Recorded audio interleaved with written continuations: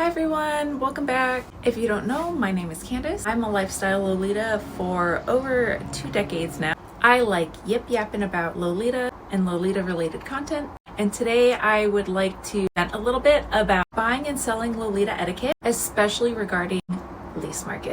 So one thing that I've noticed recently is that pretty much whether you've been buying and selling for a long time or you're relatively new, the one thing that I kind of continuously hear about dealing with buyers and sellers on LaceMarket is just so awful, to the point where nobody wants to sell their stuff anymore unless it's between friends, because sometimes these interactions go so awful that it's not even worth it. Of course, I'm a big advocate of buying and selling secondhand. Yes, it's great to have new releases every so often, but for a lot of us, it's not sustainable. And overall, I think it's really important that we don't start practicing overconsumption of new items and that we prioritize slow fashion.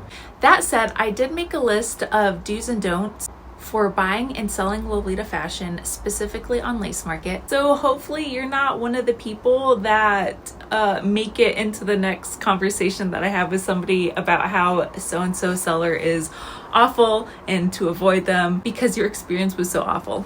So I think we should start off with buyers. So what should you do if you are buying Lolita fashion? So I think the number one thing is, when you find an item that you like, make sure that you read the TOS on the sales listing. What is TOS? TOS means terms of service. So generally, if a buyer has any specific rules for purchasing, or if they have a shipping schedule, if they're out on vacation during a certain period of time, normally people will have all that information listed in their TOS. So it's your job as a buyer to make sure before you purchase anything, you read the TOS. And I will state that sometimes not all sellers have a TOS, and I will get into that in a second. But we're focusing on buying right now.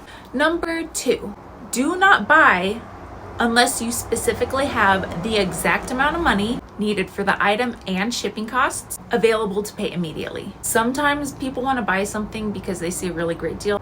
Not so great is when they don't get paid for 2 more days, and then after somebody buys an item, they say, hey, I can't pay for 2 days.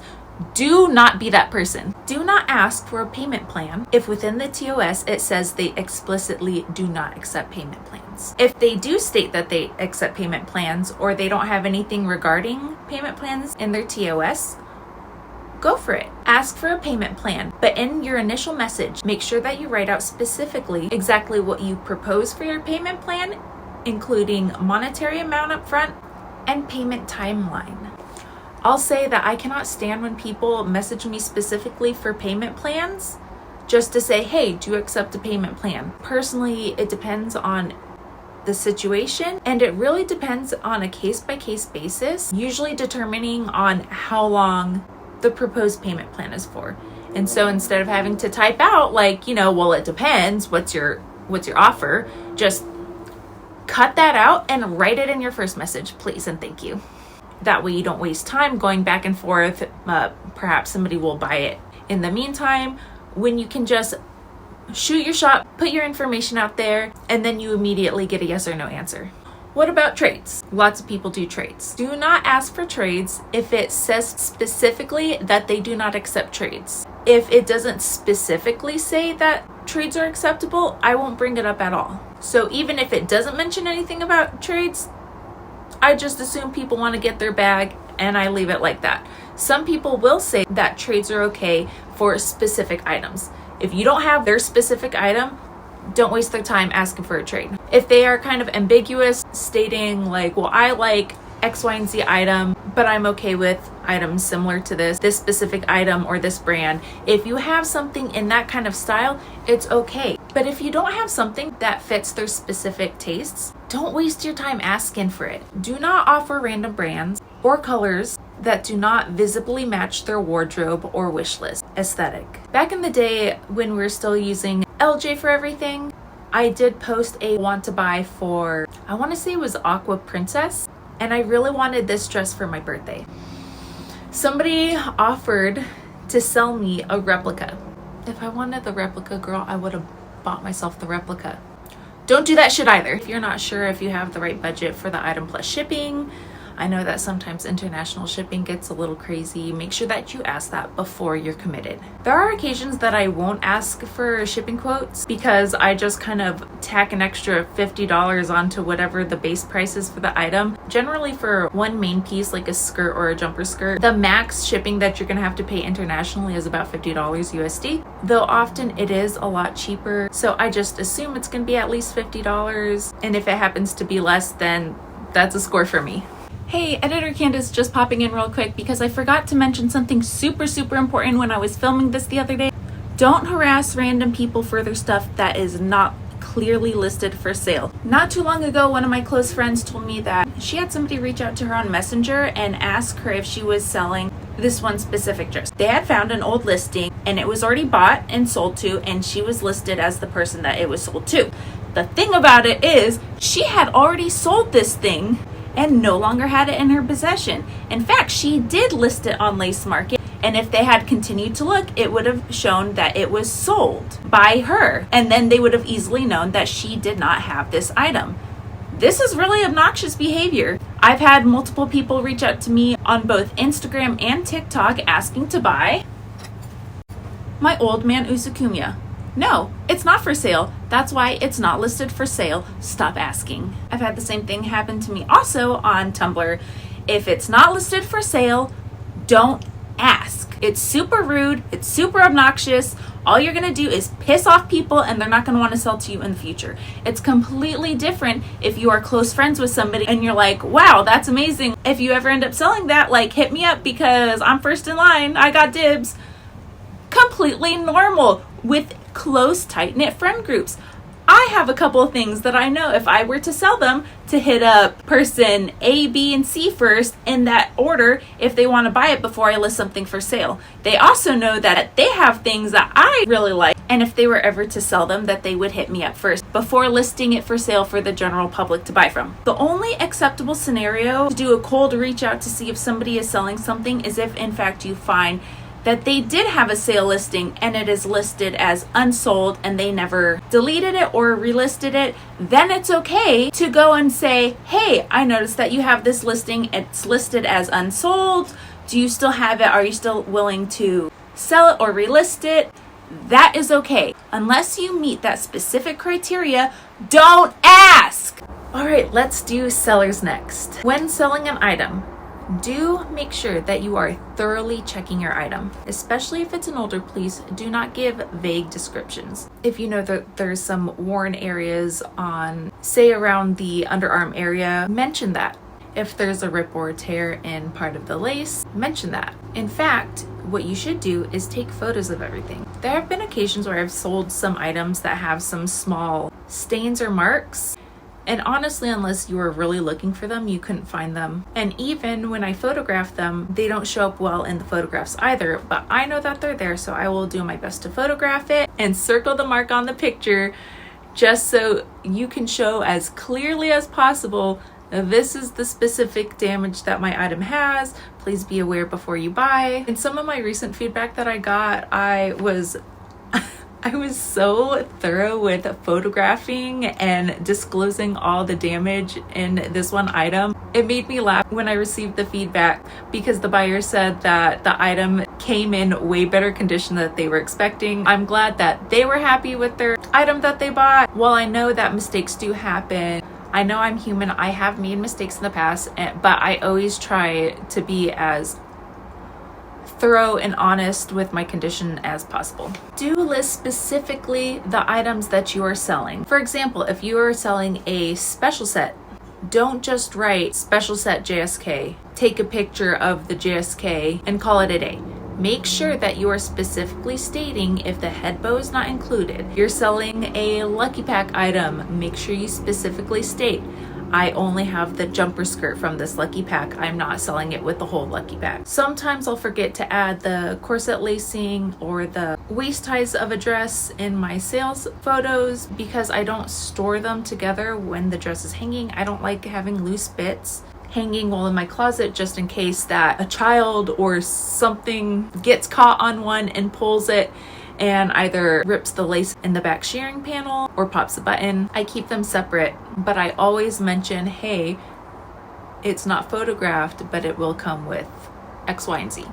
If it doesn't come with an item, write specifically, it's missing the waist ties, it's missing the corset ribbon, it's missing the detachable ribbon clips, whatever. Do make sure that you are filling out your TOS section. Do you have pets? Does it come from a smoking home? Do you accept payment plans? Do you accept trades, holds? What is your shipping timeline? When I was working full-time, I could only make it to the post office maybe once or twice a week, but it was really difficult. So in my TOS for a long time, I had, actually I think it's still like that now, because even though I don't work, I have 3 kids to take care of. I had it listed that I could only make it out to the post office once, maybe every other week. So please allow up to 2 weeks for a tracking number, just to ensure that I've had time to make it down to the post office to ship your items. Although I do tend to make sure that I can squeeze it in my schedule so that most packages are out within 24 to 48 hours.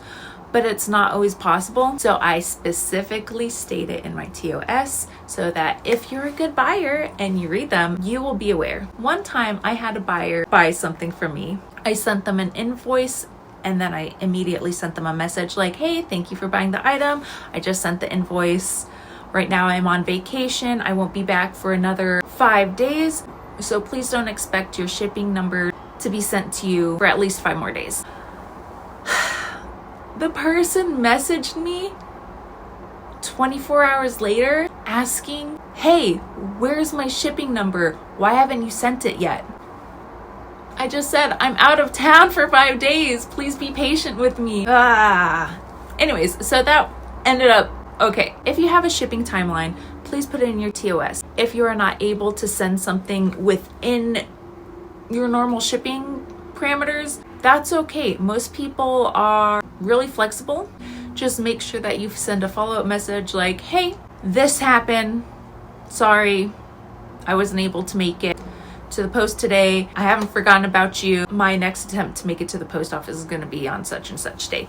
Most people are totally cool with that because life happens, you know. Just make sure that you're super communicative. Well, I don't think that post-sale communication is super important for a buyer. It is super important as a seller. Another thing about shipping is make sure that you always get a tracking number. Make sure that your buyer is paying goods and services.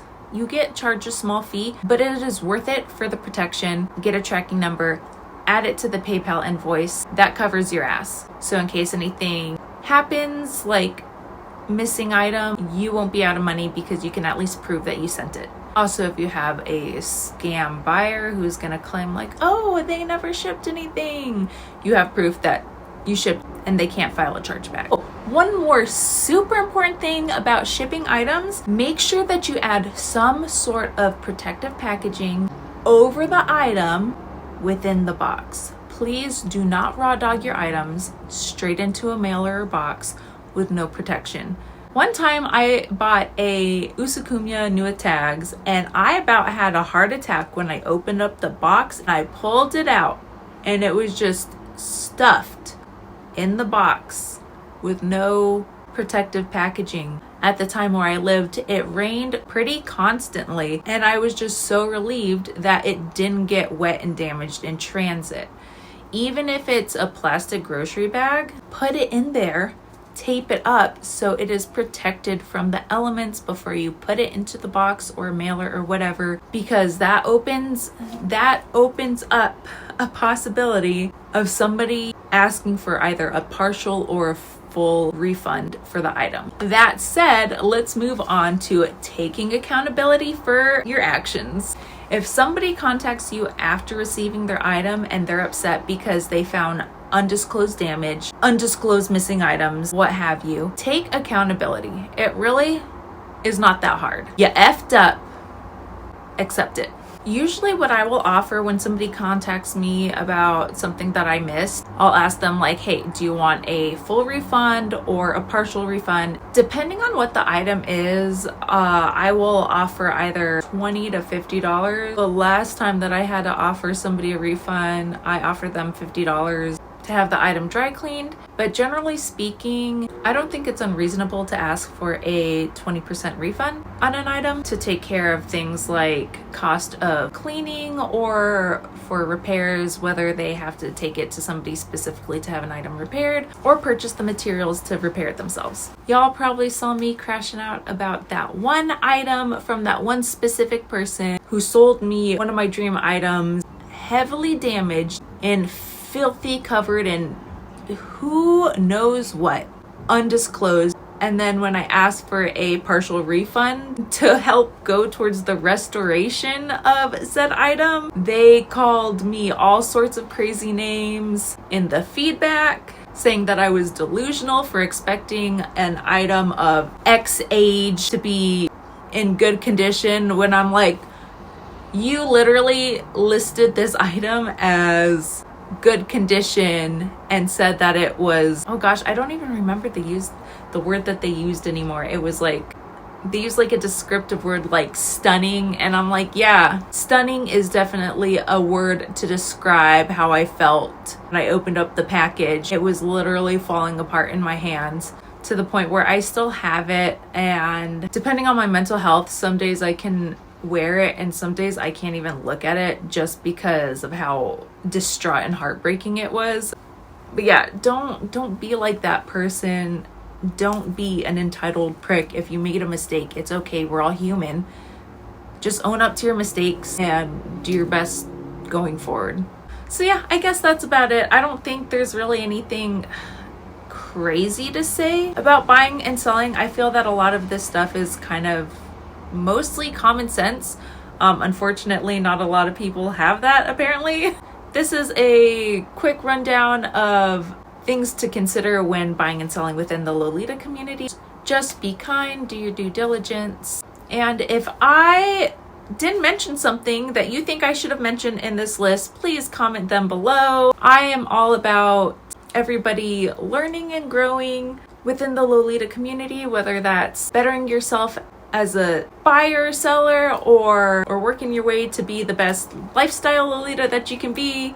I hope you found this video useful, and if you know somebody that might need some tips buying and selling on LaceMarket, feel free to send this video to them, and happy shopping, and I'll see y'all next time.